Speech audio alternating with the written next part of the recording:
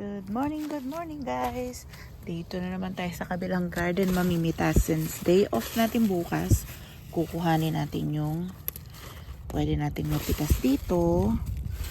And tomorrow, kung pwede nang tanggalin tong mga dapat tanggalin dito at nang mapalitan na natin. Dami na. Cucumber, pwede tayong gumawa ng kimchi in couple days. Diba? At magpakbit tayo bukas. Hindi ganong malalaki yung talong dito, pero pwede na siya panghalo sa pakbit. Diba? Ganyan lang yan eh. Ganyan lang ang life. Diba? May pang kimchi na tayo, Ate G.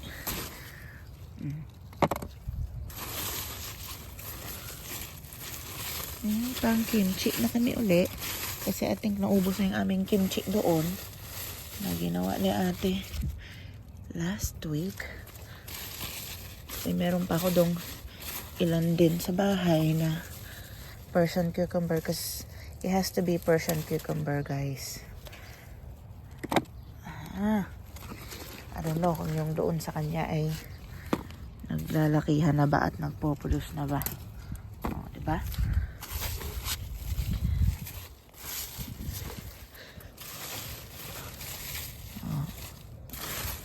May mga parating na naman in couple days. So, aantayin natin yan in couple days bago siguro tayo maggawa ng kimchi.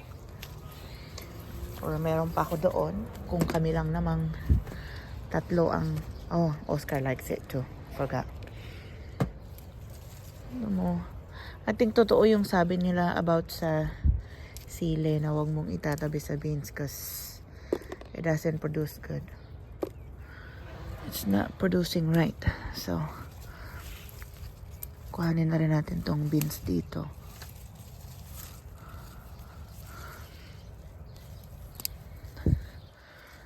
Yung ating mga red onions dito ay ayun din. Diba? Ayun na oh. Marami-rami na rin. Yes, ma. May sinigang ka dyan. Nandyan sa ano. Or go drink Ensure first. Drink Ensure. Uminom ka ng Ensure. Mimitas. I'm harvesting. Harvesting, ma. Tatanong si mama ano ginagawa ko. Nag-harvest. Nang pwedeng ma-harvest. Ano. At yung itong alugbate hindi muna kasi wala pa tayong lulutuin. Kailangan pag hinarvest yan, kasabay halos luto na. Siguro kung magmumunggo, ikamumunggo ko lang the other day. It's been a week now. Pwede na rin ulit magmunggo. Kasi ay, freeze natin. Kayong anak ko man, soup and rice lang ang alam. So, dito guys, ang ate ko tumawag talaga siya kahapon. Sabi, what happened to your tomatoes? Inatake nga siya ng insect. Hindi ko maano yung pangalan ng insect. And then tatanggalin na natin siya guys. Because this is determinant tomato. So, tatanggalin na natin siya. And let's see kung anong maipapalit natin dito. Tatanggalin ko na lang yung mga bunga kahit hindi pa hinog. Pahihinugin na lang natin sa counter. Because hindi na worth it na, you know, ang dami pa rin niya rito. Hindi na siya worth it. Na nakatanim pa rin siya. And then, hindi naman na siya nagpo-produce ng maayos. So, bunutin na lang natin siya. This is San Marzano, guys. So, this is determinant. Talagang time na rin niya. Hindi na siya magpo-produce pa. So, let's pull this out. And then, we'll look kung anong pwede natin ma-replace sa kanya. Kung maybe I could put some ano to? Yung cucumber or zucchini on this area. Para hindi sayang yung space natin guys. Kasi tingnan nyo lang nangyari. gawa inatake siya ng yung, tingnan nyo, So, i-try ko rin i-save. Inatake siya ng left-footed. Ano yun? I can't even remember the name.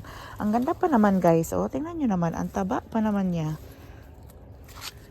Kaso lang tingnan nyo yung mga nagiging bunga. Nagda-dry out siya after kapitan noong ano. Ang ganda pa naman sana talaga ng tomato na yan. Pero wala tayong magagawa. Ganun talaga. Hindi perfect ang ating garden. Especially guys, I don't wanna use no chemicals.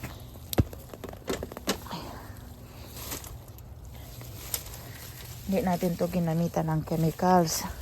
Meaning, organic talaga. Tingnan nyo, ang daming nasayang na kamatis. Ito. Nahulog lang. Hinog na siya. Lagyan natin. And, ayan yung mga ganyang, ano yung tawag dyan. Nakikita ko yan sa group na sinasalihan ko sa Facebook. I don't know. Hindi ko lagi maalala yung pangalan niya. Tinan nyo, nada-dry up siya. So, sayang naman. Pero like what I said, ganun po talaga ang pag-garden. Hindi ma-perfect. So, it's okay. That's part of gardening. Napakinabangan na naman natin din siya. Marami na tayong napitas dyan. Kung ako ay inyong pina-follow, nakikita nyo naman yung mga napipitas na natin na kamatis. So, yung mga yan, i-bury na lang natin yan dyan sa under at magiging yung mga na ano dyan na kamatis, magiging compost na lang din siya. And then, magiging pataba pa yan dyan sa ating mga halaman na susunod.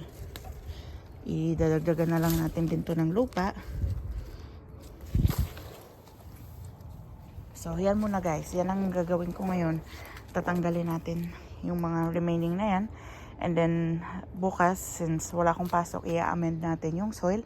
And then, tataniman natin. Siguro, zucchini ang ilalagay ko dito. Because, yan yung mabilis. Zucchini or maybe beans.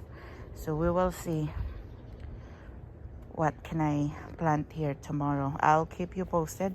But for now, tatanggalin ko muna siya. Thank you guys and happy gardening. Bye.